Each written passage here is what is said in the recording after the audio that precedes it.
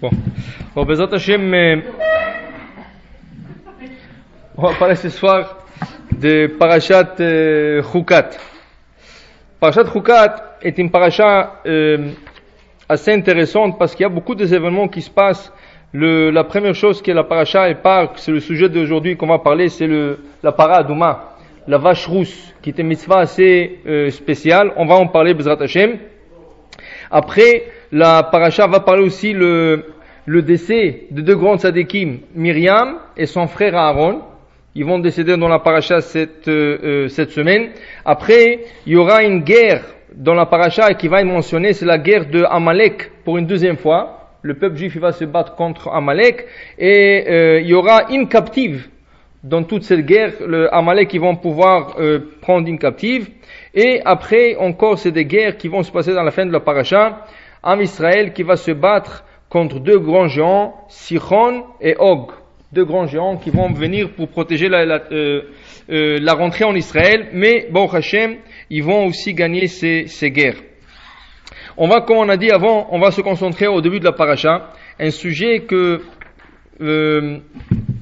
assez intéressant et difficile à comprendre, c'est le sujet de la vache rousse.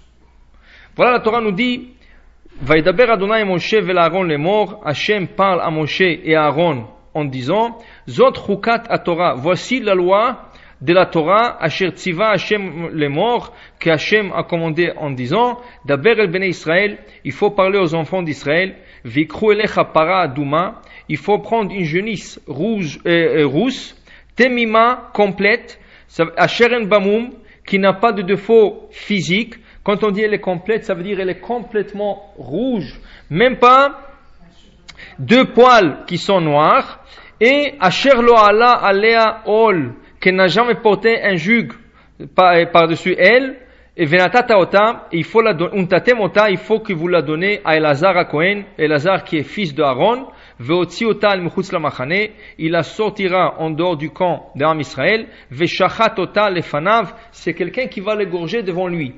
Lui va rien que la surveiller. On va expliquer. Et après, c'est écrit velakach Elazar à Cohen midama betzbao, une fois que la vache a été égorgé, le Elazar, fils de Aaron à Cohen, prendra du sang de cette vache dans son doigt, dans son index, Veiza nochach pele oel moed midama sheva pamim, il doit asperger en direction du temple 7 fois. C'est ça? Vesaraf et apara lenav, une fois que la vache a été égorgée, le sang a été aspergé, il faut prendre cette vache, il faut la brûler devant Elazar à Cohen, et aura la peau, et bessara, la chair, vedama, le sang de cette vache, al-pirsha, avec tout le déchet qui se trouve à l'intérieur de la vache, isrof, il faut tout brûler, et ensuite, le Cohen prendra etz erez, du bois, une branche du cèdre, ve'ezov, du thym, c'est ça, ou shnitolat, et de la laine, teinturé en rouge, veishlich el toch serefat apara, et tout ça, ça va être jeté dans le cendre de la vache rousse, vechibes begadav a Kohen, vechaz besroba maim, vachara volem chane. Alors, le Kohen, maintenant, est devenu impur, il doit se laver, il doit rincer ses habits, et ensuite, il pourra rentrer dans le camp, mais il restera impur ad ha'arev jusqu'au soir. Maintenant, tout celui qui s'est occupé de la vache rousse devient impur. Celui qui l'a brûlé, il devient impur. Celui qui l'a aspergé devient impur. Mais le soir, tous, il redevient pur. Et une fois que le soleil se couchait. Et maintenant, le centre de cette vache vont nous servir à purifier tout celui qui est impur. C'est ça? C'est pour ça qu'on dit qu'aujourd'hui, qu'on n'a pas cette mitzvah. Depuis, Rashi rapporte, depuis Moshe Rabbeinu jusqu'à aujourd'hui, de notre temps, il n'y avait que 9 vaches qui ont été trouvées comme ça. Ça veut dire des vaches rousses, complètement sans deux poils noirs et que la vache a toutes les caractéristiques que la Gemara et la Torah mentionnent. Jusqu'à date, il n'y avait que 9. La 10e, on la trouvera au temps messianique. Ça veut dire que si on trouve la 10e, ça veut dire que Mashiach est là. Et c'est pour ça que chaque fois on trouve, et après 2 ans et demi, on trouve qu'il n'est plus cachère, parce qu'au début il est toute rousse, Mais après, on trouve qu'il y a des poils qui sont tournés noirs dans cette vache. Maintenant, le roi Salomon, cette mitzvah était une mitzvah assez spéciale. Ça veut dire que si on la trouve pas, ça veut dire que c'est un miracle pour la trouver. Et il y a beaucoup de lois dans cette mitzvah que le roi Salomon, lui qui était le sage de tout temps, voulait comprendre le sens. C'est quoi le sens? Une vache complètement rousse. Pourquoi s'il y a deux poils? Qu'est-ce que ça change pour quand je vois deux poils rousses et noirs dans toute une vache qui est complètement rousse? En plus de ça, comment ça se fait que tout celui qui s'est occupé de cette vache devient impur? Tout le Kohanim, celui qui a égorgé, celui qui a aspergé, celui qui a brûlé, pourquoi il devient impur? Ils sont en train de s'occuper de quelque chose qui est pur. Et cette vache va servir de purifier. Comment ça se fait qu'il devient impur? En plus de ça, c'est écrit que il faut égorger cette vache en dehors du temple. Non chach peno ol moed. Ça veut dire, on se trouve en dehors du temple, mais on le gorge en direction du temple. On n'a jamais trouvé un sacrifice qui est égorgé en dehors du temple. Tout le sacrifice s'égorge à l'intérieur du temple, jamais à l'extérieur. Il y a une question, il y a certains sacrifices qu'on peut manger en dehors du temple. Kodashim Kalim, des sacrifices qui sont, leur niveau de Kedusha est plus légère. Oui, ils se mangent en dehors du temple, mais à l'intérieur de la ville. Mais on n'a jamais trouvé un sacrifice qui s'égorge en dehors du temple. Ça, c'est le seul qui est comme ça. En plus de ça, c'est écrit que Veshachat total efanav. Celui qui égorge la vache rousse, il doit le faire en présence de Elazar à Cohen. Mais jamais on a trouvé que quelqu'un qui égorge une vache, est-ce qu'un shochet il a besoin d'un surveillant? On n'a jamais trouvé que quelqu'un qui égorge une vache, l'abattage, on n'a jamais trouvé un surveillant. Si tu es shochet, si tu sais comment égorger, tu n'as pas besoin de surveillant. Toi-même, tu le surveillant. Mais ici, non. Veshachat total lefanav. En plus de ça, Vesaraf et tapara le'enav. Et Elazar à Cohen doit être présent au moment qu'on va brûler cette vache. Mais pourquoi? Est-ce qu'on ne fait pas confiance aux Kohanim qui vont faire le travail comme il faut? Le Kohanim faisait plein de travaux. Et rien que dans ça, la Torah exige qu'on égorge devant devant le Kohen, qu'on la brûle devant le Kohen. Ça veut dire que cette mitzvah est trop complexe. Il y a beaucoup de questions et difficiles à comprendre. Alors le roi Salomon, lui, il a commencé à étudier, il a commencé à approfondir de cette mitzvah. Et pourquoi lui? Parce que lui, il était le sage de tout homme. Et maintenant, lui, il a dit que la Torah, dans le Talmud, il est rapporté, qu'est-ce qui est mieux? Un prophète ou un sage? Qui dépasse qui? Un prophète ou un sage? La Gemara dit, un sage dépasse un prophète. Ça veut dire, le sage, par son niveau, il dépasse le prophète. Pourquoi? Il est écrit, Venavi levav chokhma. Et le prophète aura le cœur du sage. Si on dit que le navi, le prophète, aura le cœur du sage, ça veut dire que le sage, c'est plus grand qu'un prophète. Alors là, le roi Salomon disait, le seul au monde qui connaissait le secret de la vache rousse, c'était Moshe Rabbeinu. C'était le seul au monde qui connaissait ce secret. Alors on a dit, mais Moshe, c'est un prophète. Et le roi Salomon, c'est un sage. Il était sage de tout homme. Alors on a dit, si le Moshe Rabbeinu le savait, c'est sûr que moi je le saurais. Parce que le sage est plus grand que le prophète. Mais le roi Salomon dit à la fin de ses recherches, il a dit, Amarti Erkema, j'ai fait toutes mes recherches. J'ai essayé de trouver la logique de cette mitzvah, Urchoka imimeni, mais je trouve que cette mitzvah est trop loin de moi. Ça veut dire qu'elle est incompréhensible. Même le roi Salomon, avec toute sa sagesse, il ne pouvait pas arriver au secret de cette vache rousse. Ça veut dire tous ces mitzvot, de prendre une vache complètement rousse, de le gorger devant le Kohen, que tout celui qui est pur devient impur, tout celui qui est impur devient pur. Il a dit c'est trop loin. Il a dit je me suis même pas rapproché du secret de cette vache. C'est quoi le sens? C'est quoi l'idée de cette vache? Alors la Torah dit Daber zot chukat Torah. Ceci est une loi non explicable. Comme d'ailleurs, c'est pas la seule. Il y a des autres. Les autres, on peut encore le rapprocher au sens de la logique, qui veut dire, par exemple, il y a de ne pas manger de lait et viande. Ça aussi, c'est pas compréhensible. Pourquoi il faut pas manger le lait et la viande? Au point de vue de goût, c'est très bon. Les goïms, quand ils font leur viande, ils mettent un peu du beurre. Quand ils font leur cheeseburger, ils mettent du fromage, ça. Et on voit que c'est très bon. Mais pourquoi la Torah nous a interdit? Est-ce que c'est pas à cause du goût? C'est sûr que non. Au niveau de santé, On voit que les goïms, ils sont en bonne santé. De le matin, ils mangent leur bacon, ils mangent leur cheeseburger, ils mangent tout, ils sont en bonne santé. Alors c'est quoi le sens de ne pas manger la viande? On ne comprend pas. Ça, c'est une loi non explicable. Aujourd'hui, la science, elle vient et nous dit, ah non, écoutez, de manger le lait et la viande, c'est pas bon pour la santé. Ça, c'est la science. Ça veut dire, on parle au niveau de goïm, au niveau de non-juifs. Eux, ils disent, eux-mêmes, ils reconnaissent que manger le lait et la viande, c'est pas bon. Pourquoi? Parce que dans le corps, nous avons des enzymes qui vont, sont chargés de décomposer le lait ou décomposer la viande. C'est deux enzymes différents, mais ils ne peuvent pas se combiner. Et celui qui mange le lait et la viande, ces deux enzymes rentrent en conflit, ils font rien. Et ça cause beaucoup de ulcères. Alors là, la science dit, tu sais quoi, manger le lait et la viande, c'est pas bon. Ils disent, si tu pouvais éviter, il mieux vaut mieux d'éviter. Ils nous disent que le porc, il n'est pas bon manger parce que c'est plein de bactéries. C'est ça? Maintenant, est-ce que c'est la raison pourquoi la Torah nous a interdit ça? C'est pas la raison. Ça, c'est des choses qu'ils rapprochent la mitzvah au sens de la logique. Mais il n'y a pas de logique dans cette mitzvah. Pourquoi ne pas combiner le lait et la viande? Il n'y a pas de logique.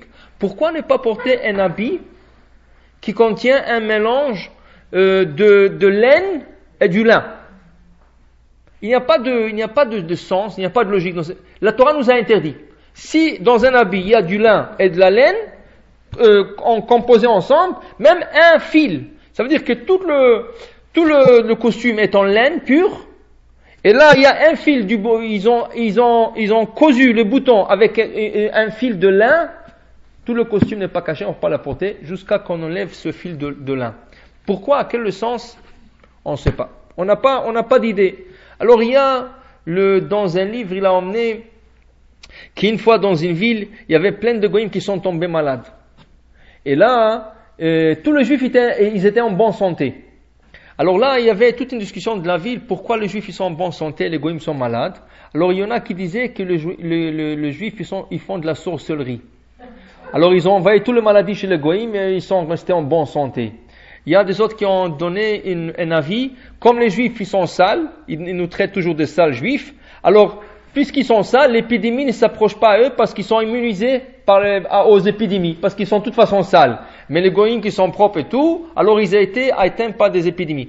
Toutes sortes de choses. Bon, cette histoire elle était quelques semaines. Là, il y a un juif qui est tombé malade. Alors il y a un docteur qui est venu le visiter. Quand il est venu visiter ce docteur, il lui a dit, voilà, je trouve qu'il faut que tu t'allonges sur un matelas qui est fait en laine et lin. Il te faut la chaleur, vous savez que la laine, ça donne la chaleur, et le lin, il refroidit. Alors le docteur lui dit, il faut que tu t'allonges sur un matelas de laine, composé de laine et lin. Alors il dit, non, on ne peut pas. Pour nous juifs, c'est une loi. Il dit, pourquoi? Il dit, on ne sait pas. Mon cher Rabbeinu nous a dit de ne pas porter, de ne pas s'allonger sur du lin et de la laine composés ensemble. Alors ce docteur, dès qu'il a entendu ça, il a dit, mais ça doit avoir quelque chose ça. Il a trouvé que dans cette ville, tous les matelas de Goïm, ils étaient composés de laine et du lin. Et les juifs, ils n'avaient pas ce matelas chez eux. Il a dit, voilà, ça c'est la raison. Et quand ils ont enlevé tout leur matelas composé de laine et lin, tout le goïm ont guéri. Alors là, ce docteur, il a écrit, alors mon cher Rabbeinu, c'était un prophète, un docteur aussi. Il savait que les juifs peuvent tomber malades de cette composition, alors il les a recommandé de ne pas porter, de ne pas s'allonger sur du lin et de la laine. C'est ça? Mais est-ce que c'est la raison?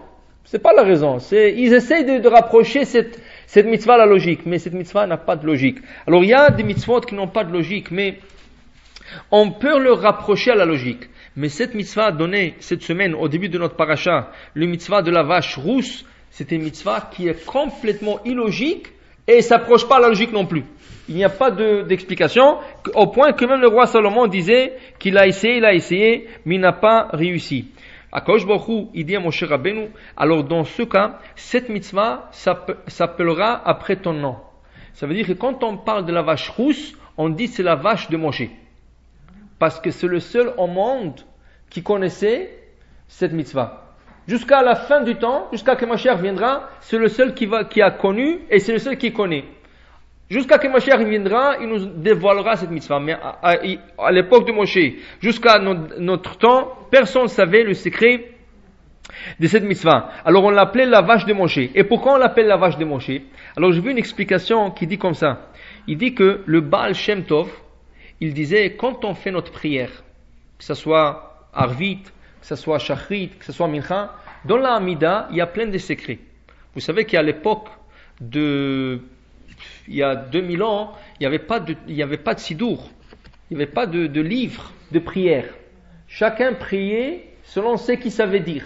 Ça veut dire que tu te mettais devant un mur ou devant quelque part et tu te priais à Hachem comme tu voulais. Si tu connaissais quelqu'un malade, tu demandais à Hachem, s'il vous plaît Hachem, guérissez cette personne. Si tu avais besoin de la parnassa, tu disais, s'il vous plaît Hachem, je veux faire quelque chose, réussis-moi. Mais il n'y avait pas de texte. Chacun priait. Il y en a qui priaient 2 minutes, il y en a qui priaient 10 minutes, il y en a 15 minutes. Il n'y avait pas de texte. Mais quand nos sages ont vu que les gens, il y a des ignorants qui ne prient même pas, pourquoi? Parce qu'il y avait des gens qui ne savaient pas quoi dire. Ils avaient besoin de choses, mais ils ne savaient pas comment on s'adresse à Hachem. Qu'est-ce qu'on dit à Hachem? Ils ne savaient pas. Alors, ils ont arrêté de prier. Là, la grande assemblée, avec la dirigeance de Ezra Asopher, c'est lui qui a monté tous les Juifs de Babylone, après la destruction du premier temple, ils ont décidé de fixer un texte uniforme pour tout le monde. Ça veut dire que le texte qu'on appelle la Hamida, le Shmona Esrei, la Hamida. Et dans ce texte, il y aura 18 bénédictions. Et dans ce 18, on peut demander ce qu'on veut. Il y a la refoua, dès qu'on parle de refoua, alors tu comprends tout de suite qu'on parle de la guérison, tu peux demander pour quelqu'un qui est malade. On dit Shomea Tefila, c'est une bracha qui est générale. Akadosh Baruch Hu écoute toute prière. Tu peux faire n'importe quelle prière dans cette section. C'est ça? Quand tu pries Mevarech Hashanim, Akadosh Baruch Hu qui bénit les années, tu peux demander la parnassa juste là-bas. Alors, il y a dans ce texte tout. Mais ils l'ont instauré pour le plus grand sadique jusqu'au plus petit ignorant. Ça veut dire que tout celui qui est complètement, il ne connaît même pas Aleph Bet, cette prière est valable pour lui. Et qu'est-ce qu'ils ont fait? Ils ont rentré dans le texte qu'ils ont instauré plein de kavanot. Ça veut dire de choses que la prière s'élève d'elle-même. Rien que tu lis les textes et la prière s'élève d'elle-même. C'est sûr qu'il faut avoir une certaine mesure de ferveur. Tu ne peux pas rien que lire comme ça ou lire avec les yeux. Tu dois le lire, tu dois dire. Alors le Baal Shem Tov disait, il est très difficile d'avoir de ferveur dans la prière. Il a même dit que durant 70 ans de la vie d'un homme, si tu arrives à faire une prière avec ferveur, tu es chanceux. Tu es chanceux. Durant 70 ans. Parlons pas 80. Si tu arrives à faire une prière avec ferveur, tu es chanceux. Alors qu'est-ce qu'il faut que je fasse? Comment il faut que je prie? Alors le Baal Shem Tov disait, et en plus de ça, il disait, est-ce que nous on connaît tout le kavanot, tout ce qui a été mis comme intention dans cette prière, on ne sait pas. Nous, on lit un texte qui est apparemment banal, un texte qui n'exige pas beaucoup de méditation. Alors le Baal Shem Tov disait, quand on fait la Hamida, juste avant de commencer la prière, il faut se dire comme ça. Moi, je mets mon intention sur l'intention de Anshe Knesset HaGedolah, la grande assemblée. Tout ce qu'eux ils pensaient au moment d'écrire ce texte, moi je suis à leur pensée. Ça veut dire, je suis la pensée de la grande assemblée. Et rien qu'en disant ça, dit le Baal Shem Tov, c'est comme si tu faisais toutes les intentions qu'eux ils ont pensées. Alors il faut se connecter à eux en disant, je suis leur intention. Alors la même chose, j'ai vu maintenant en Israël, le Rishon LeZion, le grand rabbin d'Israël, quand il prie pour un malade, quelle prière on fait pour un malade? Quand on demande une prière pour un malade, on utilise un passage de la Torah où Moshe Rabbeinu va prier pour sa sœur.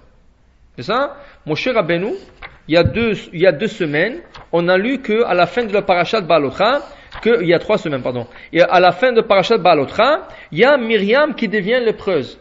Elle a parlé du mal contre son frère Moshe. Et là, elle est lépreuse, et c'est écrit que Aaron demande à son frère Moshe, prie pour notre sœur. Qu'est-ce qu'il fait Moshe? Il dit, si je me mets à prier maintenant, qu'est-ce qu'ils vont dire le peuple juif? Ils vont dire, regarde, pour sa sœur, il prend le temps pour faire Miché Bérard, pour faire des prières pour elle, et quand nous on a besoin, il n'a pas prié pour nous, ou il ne prie pas assez pour nous. Il a fait la plus courte prière qui existe dans la Torah. C'est la plus courte prière qui existe dans la Torah. Qu'est-ce qu'il a dit? Il a dit, voilà un verset, El na refa na la. 5 mots. Elna refana la. S'il vous plaît, Hachem, guéris ma soeur. C'est tout. Guéris-la. C'est tout. C'est la plus courte prière qu'il y a dans la Torah. Mais il y a tellement de secrets dans cette prière qui contient que 5 mots que Myriam a guéri. Et n'importe qui peut guérir avec cette prière. C'est pour ça que quand on prie pour quelqu'un pour guérir, on dit Elna refana la, si c'est une femme, ou si c'est un homme, on dit Elna refana lo. C'est ça? Si c'est un homme, on dit lo. Alors j'ai vu en Israël le Rishon LeZion, quand il prie pour quelqu'un, il dit, par exemple si c'est une femme, il dit Elna refana la, il ajoute quelque chose. À la fin de cette prière, il dit comme Moshe a prié pour sa sœur. Qui veut dire quoi? Nous, on ne connaît pas le sens et les intentions qu'il faut faire dans cette prière. Alors, qu'est-ce qu'on dit? On prie cette prière, mais on demande à Hachem que tout ce que Moshe a prié pour sa sœur et ça a marché, nous aussi, on prie avec la même intention. Comme le Baal Shem Tov disait pour l'Amida. Alors, la même chose, ils disent, quand on dit la vache rousse, c'est la vache de Moshe Rabbeinu, qu'est-ce qu'ils disaient les Kohanim quand ils faisaient cette vache? Ils ne connaissaient pas le sens de cette mitzvah. Personne ne savait. Le seul qui connaissait au monde, c'est Moshe Rabbeinu. Qu'est-ce qu'il faisait le Kohanim quand il faisait cette mitzvah? Il disait, nous faisons cette mitzvah comme Moshe a pensé au moment de cette mitzvah. Nous, on ne connaît pas, mais on fait tout ce que Moshe, il a pensé au moment de cette mitzvah. Alors, ça c'est pour tout le mitzvot. Quand on ne sait pas le sens du mitzvah, quand on ne sait pas comment prier, on fait de la prière de mieux qu'on peut, et on dit que, comme eux ils priaient et comme eux ils faisaient, nous faisons notre intention de la même chose, et cette prière déjà est acceptée. Mais, il se reste que cette mitzvah de la vache rousse, c'est une mitzvah qui est non compréhensible, c'est une mitzvah qui n'est pas logique, et elle vient nous enseigner quelque chose. Qui est quoi? Elle vient nous enseigner que dans la Torah, il ne faut jamais chercher de la logique. Des fois, on veut savoir, il y a des gens qui cherchent toujours la logique. Il y a des gens qui te disent, écoute, moi je ne peux pas faire une mitzvah si je ne comprends pas qu'est-ce que je fais. Il y a des gens qui disent comme ça. Moi, si je ne comprends pas, je peux pas faire. Explique-moi le sens de cette mitzvah, je vais la faire. Mais c'est faux. Pourquoi c'est faux? Dans la Torah, il ne faut jamais chercher une explication. D'ailleurs, quand on était devant le Sinaï, qu'est-ce qu'on a dit? Naase, venishma, on applique d'abord. Après, on va écouter. Ça veut dire après, s'il y a une explication, on va l'écouter. S'il n'y a pas, il n'y a pas. D'abord, on a fait. Alors, il ne faut pas dire, ça veut dire que pour nous, c'est un enseignement pour nous, il ne faut jamais dire, je vais écouter, je vais comprendre. Il n'y a pas comprendre. Dans la Torah, tu fais. Que tu comprends ou tu comprends pas, tu dois le faire. Pourquoi? Parce qu'en vérité, si on veut comprendre la Torah, on peut comprendre aucune mitzvah. Il y a des mitzvot qui sont logiques dans la Torah. Mais même elles, ces mitzvot-là, elles ne sont pas logiques. Par exemple, on peut prendre des exemples de 10 commandements. De ne pas voler. Ça, c'est logique ou pas? Très logique. Parce que c'est la corruption dans une société. Regardez les goïms qui n'ont pas de Torah, mais dans la charte de la loi, il y a de ne pas voler. Dans tout le magasin, de voler c'est un crime, de piquer c'est un crime. Ça veut dire que de voler, c'est quelque chose que même le goïm comprenne, c'est pas bon. De ne pas envier la femme de l'autre. C'est logique. Même la société comprend. Ça veut dire que nous avons beaucoup de mitzvot qui sont logiques aussi. Mais il faut savoir, même si elles paraissent logiques, elles ne sont pas logiques. Même si elles paraissent, elles sont. Pourquoi? Très simple. Vous savez que la Torah a existé 794 ans avant 794 générations avant la création de ce monde. Qui veut dire que la Torah, elle n'a pas été donnée à Sinaï. Elle a été donnée, ça veut dire, on a reçu la Torah à Sinaï. Mais la Torah existait bien avant cela. Alors, 794 générations. Combien c'est une génération? Non, une génération c'est 40 ans. Arbaim Shana Akut Bedor.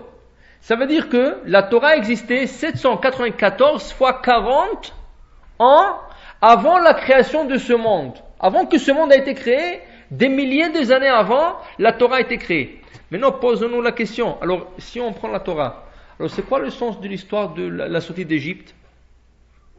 Il n'y avait pas de sortie d'Égypte des milliers d'années avant que le monde a été créé. Avant Bereshit, il n'y avait pas de sortie d'Égypte. Mais la Torah, elle a existé comme telle des milliers d'années avant que ce monde a été créé. Mais il n'y avait pas de sortie d'Égypte. Alors c'est quoi le sens de cette histoire? Le frère de Yosef, qu'ils ont pris le petit frère, ils l'ont vendu. Mais ça n'a pas existé il y a des milliers d'années avant la création du monde. Alors c'est quoi le sens de tout ça? De ne pas mélanger le lait et la viande. On a dit que c'est de ne pas voler. Mais le monde n'a pas existé pour qu'on dise qu'il ne faut pas voler. Alors toute cette Torah, c'est quoi le sens? C'est quoi le sens de cette Torah? Ça veut dire qu'il ne faut pas chercher du sens. Il ne faut pas chercher. Alors qu'est-ce que la Torah veut de nous? La Torah veut de nous qu'on applique les mitzvot parce que Hachem l'a dit. C'est ça, il ne faut pas chercher du sens.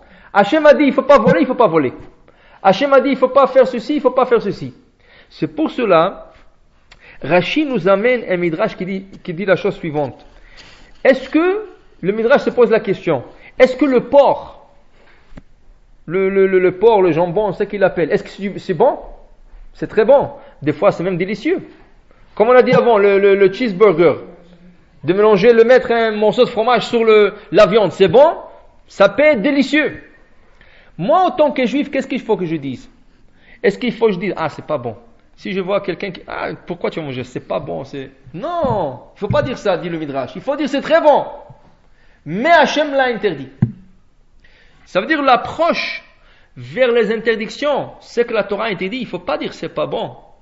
Je sais pas que si c'est bon ou pas. Moi, je sais une chose, que Hachem me l'a interdit. Je sais qu'Hachem l'a interdit parce que c'est bon pour moi. Comment c'est bon pour moi? Au point de vue de santé, au point de vue spirituel, au point de vue physique, je ne sais pas comment c'est bon pour moi. Mais je sais que c'est bon. Et la raison que je ne consomme pas ces choses, ou je ne fais pas certaines choses, c'est parce qu'Hachem ne veut pas que je le fasse. C'est tout. C'est comme ça qu'il faut s'approcher à ces choses. Mais il faut savoir qu'Hachem n'a pas interdit, il n'a pas limité les Juifs. Tout ce qu'Hachem va nous interdire, il va nous le permettre. Ça veut dire que tout ce qu'on voit comme interdit, il y a du permis. Par exemple, il y a une Gemara, un passage de Talmud, il y a une femme qui était très sage. C'était la femme d'un grand rabbin qui s'appelait Rav Nachman. Alors Rav Nachman, sa femme était très sage. Elle lui a posé une question, mais dis-moi, il y a plein de choses qui sont interdites dans la Torah. Il dit non. Tu sais que tout ce qu'Akadosh Baruch Hu a interdit, il nous a permis. Par exemple, et la Gemara nous donne des exemples. La Gemara dit, par exemple, le porc. C'est interdit pour un juif de manger du porc.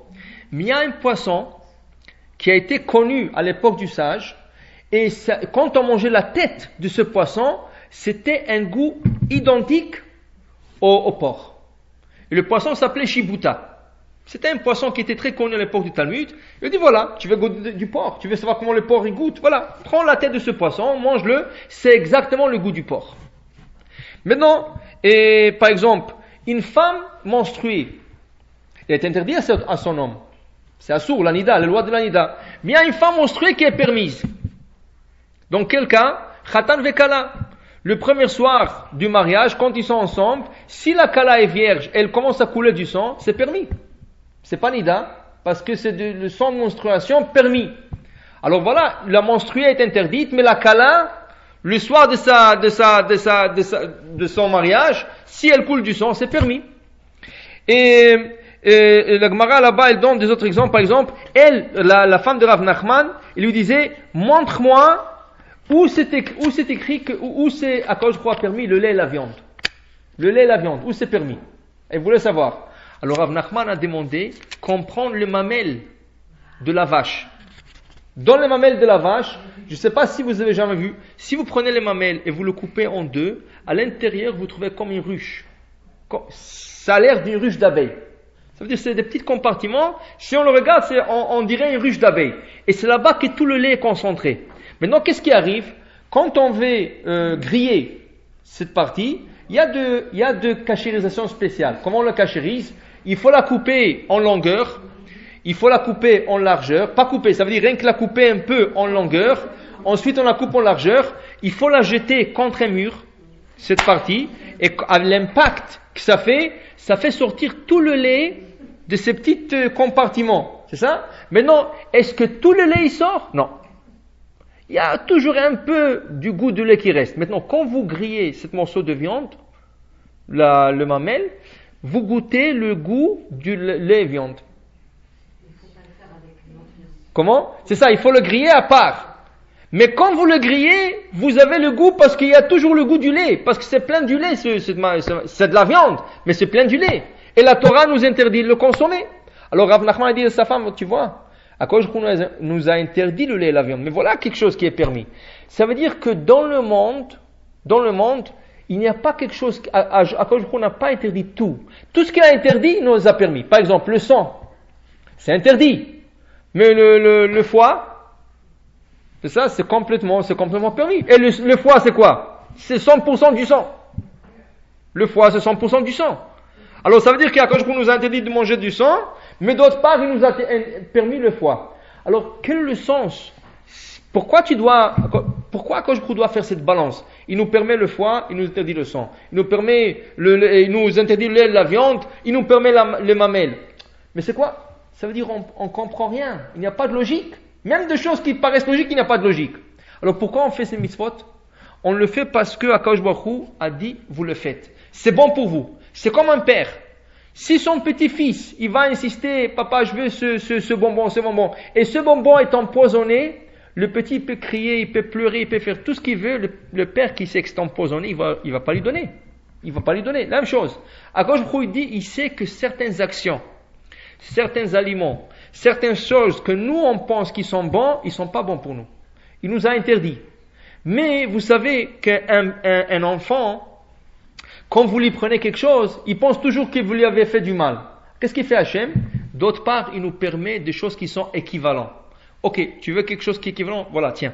Ça c'est équivalent, c'est pour te calmer, mais la raison que je t'ai interdit les autres choses, c'est pour ton bien.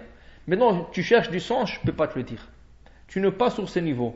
Le niveau va venir. Alors quand on dit de ne pas voler, c'est pas pourquoi c'est bien? Ah, c'est pour la société.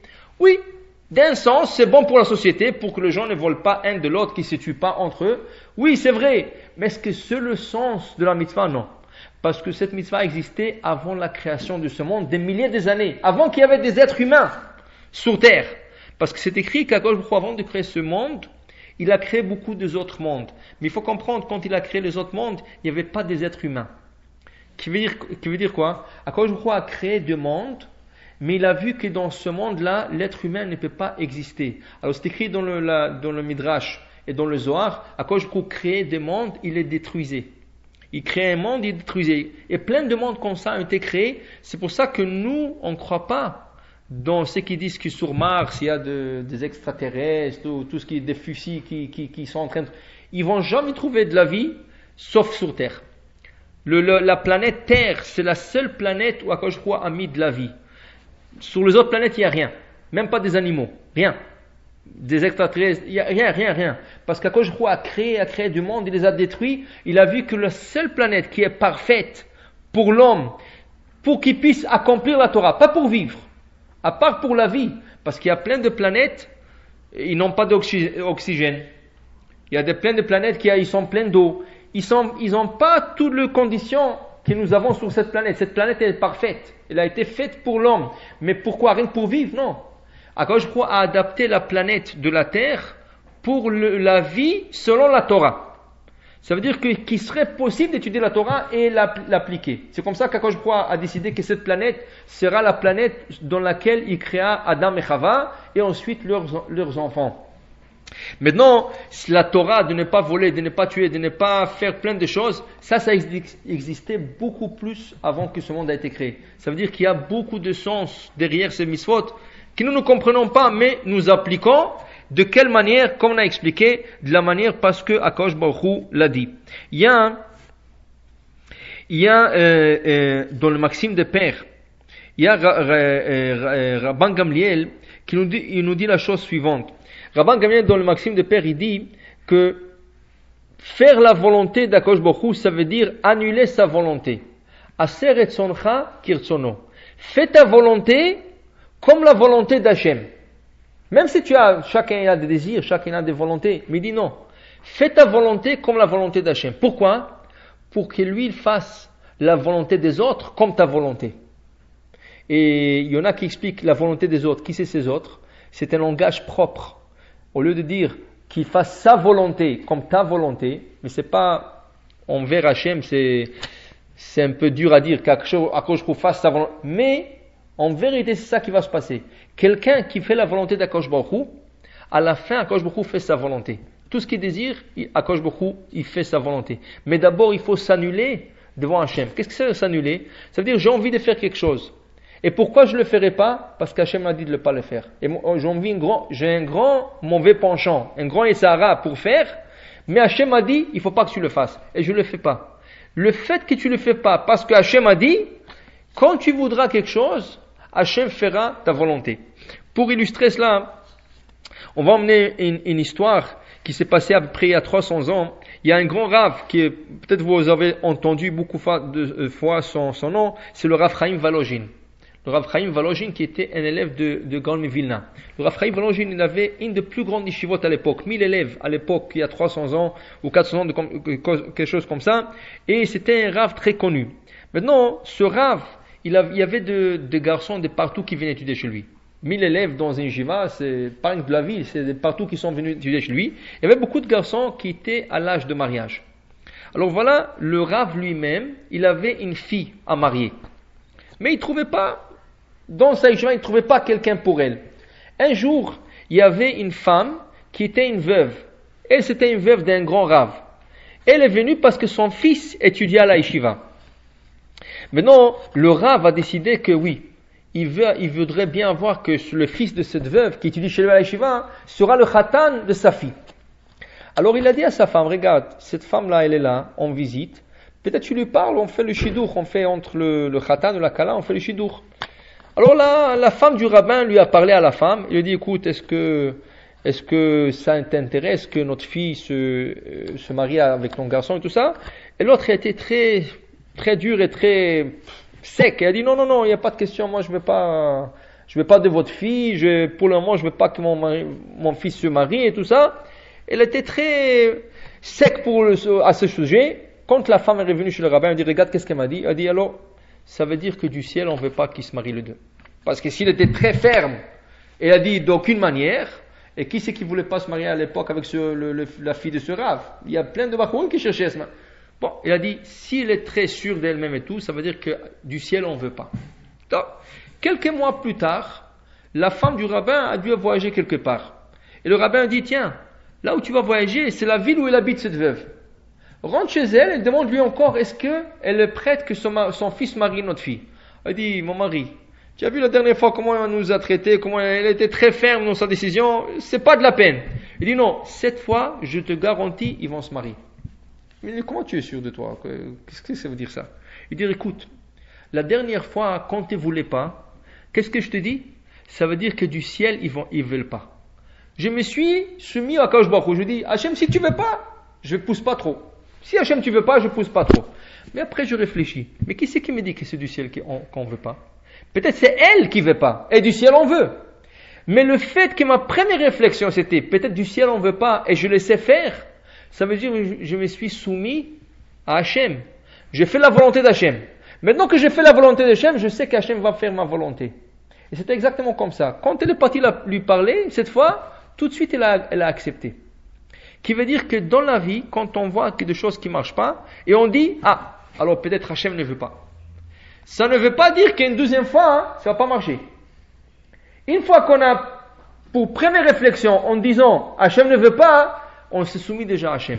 Une fois que tu te soumets à Hachem, tu peux essayer plus tard. Mais il ne faut pas jouer, il ne faut pas se dire, ah, je vais dire comme ça pour que Hachem dise comme ça. Non, il ne faut pas le dire. Il faut le dire sincèrement.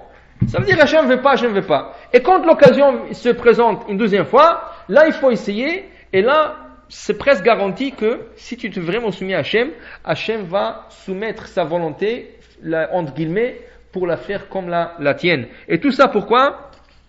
C'est l'idée de mitzvot. Dans le mitzvot, quand on fait une mitzvah, on l'a fait parce que Hachem l'a dit. Quand on s'abstient de faire un péché ou quelque chose qui est contre la Torah, pourquoi on s'abstient? Parce qu'Hachem l'a dit. Et c'est comme ça qu'on doit mener notre vie. Tout ce qu'il dit Hachem, alors regardez, si par exemple, il y a beaucoup de gens ils disent, il y a on va prendre exemple, le président du Mexique. Je ne sais pas combien il a là-bas, 18 millions d'habitants, quelque chose comme ça. Imaginez-vous qu'il dit un jour, j'ai besoin de 4 assistants.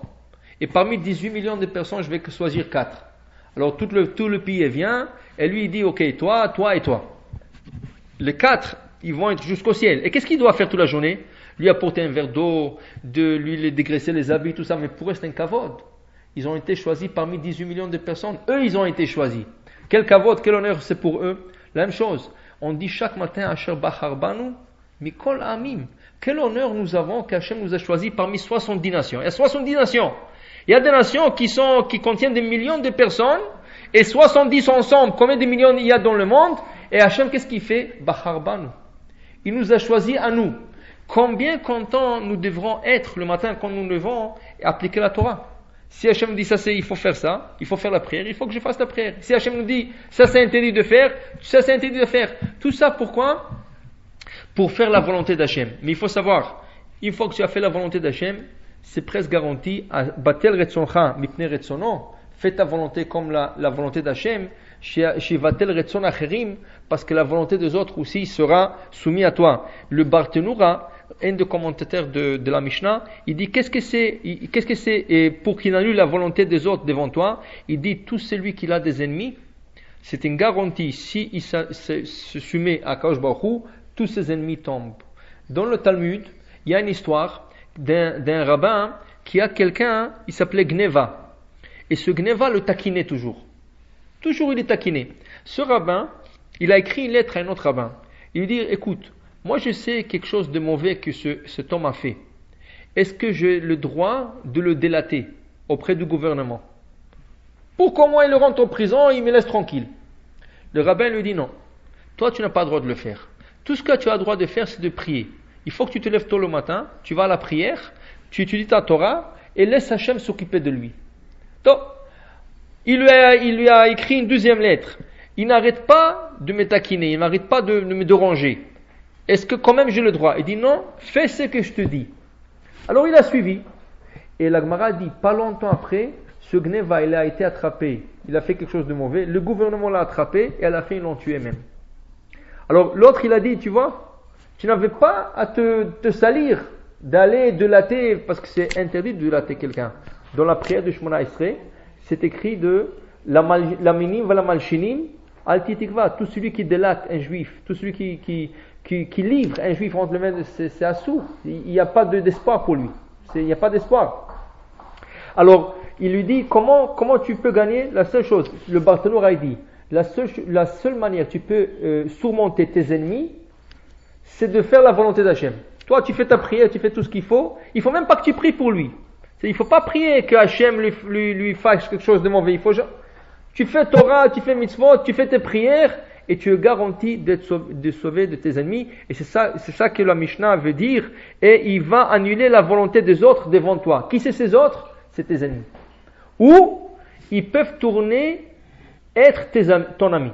Ça veut dire un ennemi, quand tu fais la volonté d'Hachem, Hachem peut lui tourner le cœur en devenant ton ami. Tu ne sais pas comment ça va tourner, mais toi tu sais que tu dois te soumettre à la volonté d'Hachem. Alors tout ça c'est l'étude de la vache rousse.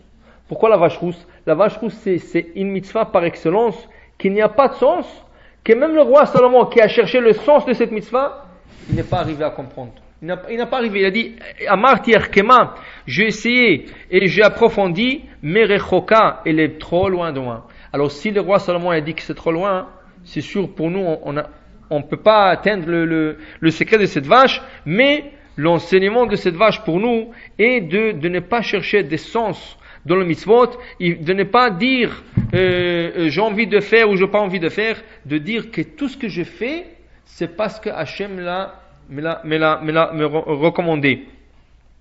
Et c'est comme ça, ça doit être notre approche à tout le mitzvot, et c'est pour ça qu'on dit que le patriarche, il n'y a que 3 patriarches. La Gemara dit il n'y a pas 4, il y a que 3. Qui est supposé être le 4e? Ça veut dire, si on aurait supposé d'avoir un 4e, qui c'est? Moshe Rabbeinu. C'est ça? Moshe Rabbeinu, c'était Moshe Rabbeinu. Qu'est-ce que c'est Rabbeinu? Notre maître. Mais on ne dit pas Moshe notre patriarche.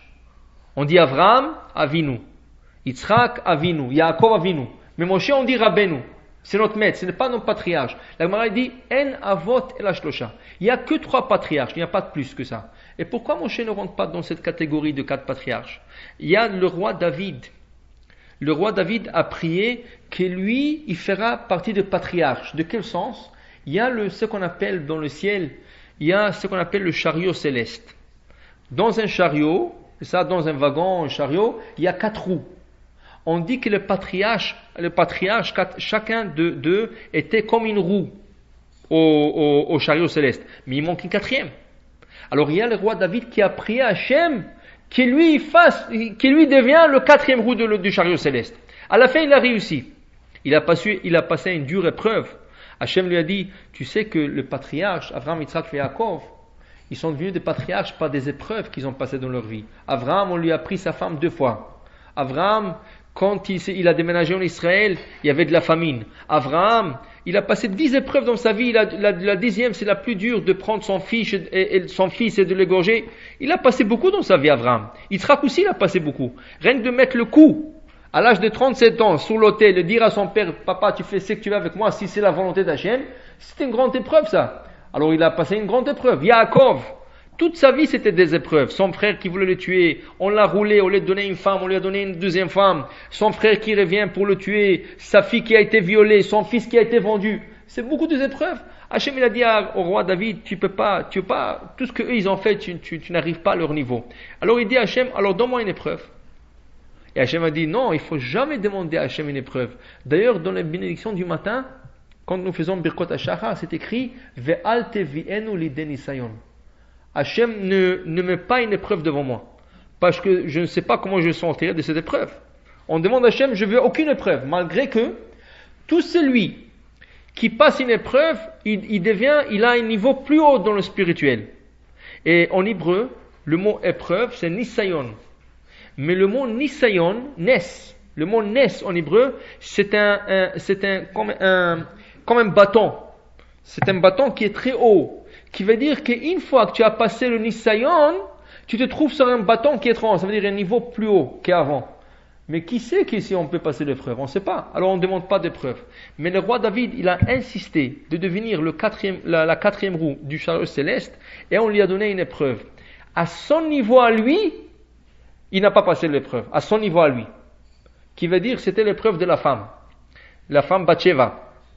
Il a vu la femme et il a envoyé son mari au front de la guerre et quand il est mort, il a pris cette femme. Maintenant, la Gemara dit, tout celui qui est David, il a fauté, il se trompe. Il n'a pas fauté. Toute cette histoire de la femme, d'abord c'était sa femme à lui. Cette femme, elle lui a été destinée. Seulement, elle a été prise de lui, elle a été donnée à cet homme qui s'appelait Uriah Hiti. Cette femme-là, son mari lui a écrit un guet avant d'aller en guerre. Parce que tous les soldats de David donnaient un guet à leur femme. Ça veut dire qu'elle n'était pas mariée, cette femme. Elle était déjà divorcée. La Gemara donne plein de raisons comme quoi David n'a pas fauté. Mais ça a l'air, quand il y a des ignorants qui lisent cette histoire, ils disent, il a envoyé son mari au front pour le tuer, pour prendre sa femme. Ça veut dire, sur son niveau à lui, on n'aurait pas attendu de lui que ça se passe de telle manière. Mais il serait que, il n'est pas considéré comme une faute, et il a joint, il est arrivé à la fin de devenir le 4e roue du chariot céleste. Mais, mon cher Rabbeinu, on l'a pas compté à la fin comme un des patriarches. Un des patriarches, on n'a pas compté. En avot el ashlosha. Il n'y a que 3 patriarches. Pourquoi? Parce que les patriarches, Abraham, Yitzhak et Yaakov, ils sont tellement perfectionnés qu'on dit qu'ils n'avaient pas de volonté. Ça veut dire ils ne se contrôlaient plus. Ils ne se contrôlaient plus. Leur volonté, c'était qu'est-ce que Hachem dit. Pour vous donner un exemple, Abraham Avinu, vous connaissez l'histoire qu'il s'est circoncis, et le 3e jour de sa circoncision, il se met au seuil de la tente, en train d'attendre des invités. Maintenant, qu'est-ce qui arrive? Il voit 3 hommes qui croient que c'est des Arabes, et il dit, tiens, des invités. Il se lève, Vayaros likratam, il court envers eux. Le Ramban, le Nachmani, pose une question. Comment il a pu courir 3e jour de sa Brit Mila? Le jour le plus douloureux pour quelqu'un qui passe une circoncision, c'est le 3e jour. Et ne parlons pas d'un homme qui a 100 ans. Et il commence à courir. Bon, on peut dire, il se leva et il se dirigera vers ces hommes. Mais non, Vayarot, il courra. Comment tu peux courir? Dit le Rambam, parce que le Ramban, le Nachmani, il a perdu le sens des organes dans son corps. Il n'y avait pas de sens. Ça veut dire qu'il n'y avait pas de sensation. Ses organes couraient vers le mitzvot. C'est pas dans un homme normal, qu'est-ce qui se passe? Tu penses sur quelque chose dans ton cœur. Cette pensée, elle est transmise au cerveau. Et le cerveau transmet aux organes qui doivent exécuter l'action. Si c'est les mains, il va envoyer un message aux mains. Voilà, faites ça. Si c'est le pied. Le patriarche n'avait plus de sens. Ça veut dire qu'il ne pensait plus. Leurs organes faisaient tout automatiquement, tout seuls. Alors c'est pour ça que Yitzhak, il va se mettre sur l'autel, il va dire à son père, tu fais qu'est-ce que tu veux. Il va même pas avoir peur. Au contraire, qu'est-ce qu'il dit à son père? Papa, il faut que tu m'attaches. Il dit à son père, parce que j'ai peur de bouger, et Chaz Shalom, la shechita va mal sortir, tu vas mal égorger. Il faut que tu m'attaches pour que je bouge pas. Et Yaakov, et comment ils sont arrivés à se perfectionner, qu'ils n'avaient plus de volonté. C'est pour ça qu'on dit que les tzadikim n'ont plus de libre arbitre. C'est quoi le libre arbitre? Libre arbitre, c'est quand j'ai le bien et le mal devant moi, je choisis. C'est moi qui choisis maintenant. Je vais faire du bien, je vais faire du bien. Je vais faire du mal, je peux faire du mal. Mais le tzadik, il n'a plus de libre arbitre. Pourquoi? Parce que c'est lui qui s'est perfectionné, il veut faire que du bien. C'est lui qui fait que du bien, il n'a pas de libre arbitre. Parce que libre arbitre, c'est quand tu peux faire du mal et tu ne fais pas. Mais si tu ne fais même pas du mal, ça veut dire que tu n'arrives même pas à faire du mal, tu n'as plus libre arbitre. Et c'est ça les patriarches. Avraham, Yitzhak et Yaakov, ils n'avaient plus de libre arbitre. Ils sont tellement perfectionnés que leurs organes faisaient que la volonté d'Hachem. C'est pour ça qu'on dit qu'Avraham, il accomplissait toute la Torah de A à Z avant qu'elle soit donnée. Mais comment c'est possible? Comment il a su la Torah et Alors on dit que ses organes à lui, il y avait 2 reins. Ces reins à lui disaient fais ça, fais ça, fais ça. Abraham faisait tout, la pensée d'Abraham sortait des reins. On dit que le conseil sort des reins. La pensée sort du cœur et l'exécution sort du cerveau. Et les reins, on dit que les reins d'Abraham sont tellement perfectionnés qu'il lui disait tous les mitzvot, fais ça. Abraham ne connaissait pas la Torah, mais c'est ses reins qui lui ont enseigné toute la Torah. Il lui dit, tu fais ça, ça c'était une mitzvah. Tu fais ça, ça c'était une mitzvah. Ça a pu être quel patriarche? C'est pour ça qu'on dit qu'il y avait 3. Et ces patriarches-là, c'était 100% la volonté d'Hachem. 100%, parce qu'ils ont perdu déjà leur sens, leur propre sens de quoi faire, oui ou non, ils n'avaient plus. Leur volonté, c'était que faire la volonté d'Hachem. Et c'est ça qu'on doit espérer. Chacun de nous doit espérer arriver à un niveau que quand il voit un péché, il doit se sauver. Le Ramban dit, comme un animal se sauve du feu. L'animal n'a pas de pensée. Elle ne pense pas l'animal. Mais un animal, quand il va du feu, elle sait que c'est mauvais pour eux. Et là, elle se sauve. Elle n'a pas d'intelligence. Mais il y a certaines choses que même un animal peut comprendre. Alors, on dit que c'était le niveau de Adam avant le péché. Adam et Chava, avant le péché, avant qu'ils ont mangé de l'arbre de la sagesse, leur niveau c'était comme un animal qui se sauve du feu. C'est comme ça, quand ils voyaient un péché, ils se sauvaient de l'autre côté. Nous, qu'est-ce qu'on fait? On se met en tentation. Peut-être à la fin, on ne va pas le faire. Mais on s'approche de la tentation. On se met à côté du péché. Et là, on a tout un débat en nous. Le Yetzirah, il te dit, vas-y, avance, fais-le. Et le Yetzirah te dit, non, tu ne veux pas le faire. Fais attention si tu fais ça. Et chacun de penchant, que ce soit le mauvais ou le bon, il joue en nous en disant, fais ou fais pas. À la fin, c'est notre décision. On préfère d'écouter le Yetzirah ou le Yetzirah, c'est notre décision. Mais Adam et Chava, c'était pas comme ça. Ils n'avaient même pas du mauvais penchant. Le mauvais penchant était à l'extérieur d'eux. Le serpent était à l'extérieur de Chava. Le mauvaise pensée, elle était à l'extérieur. Ça veut dire que quand ils voyaient un péché à Adam et Chava, ils couraient de l'autre côté comme l'animal se sauve du feu.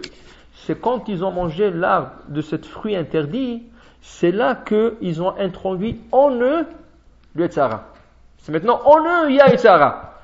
Et là tu es toujours dans un débat constant. Est-ce que je fais, je ne fais pas. Mais même quand tu fais, il faut le dire, je le fais ou je ne le fais pas parce qu'Hachem l'a dit. Et ça, c'est un grand mérite, un grand mitzvah. Et ça, c'est l'enseignement de la vache rousse. Et si on atteint ce niveau, il faut savoir que on est en train de gagner. Pourquoi? Parce qu'il y a beaucoup de choses qu'on ne connaît pas le sens ou les intentions de la mitzvah, mais en le faisant en disant, parce qu'Hachem l'a dit, on gagne qu'on a toutes les intentions qui viennent avec, et on gagne aussi, on s'est annulé vers Hachem. Et une fois que tu annules ta volonté vers Hachem, Hachem annule les volontés des autres envers toi aussi. Je vous laisserai le temps des questions, et sinon on passe à la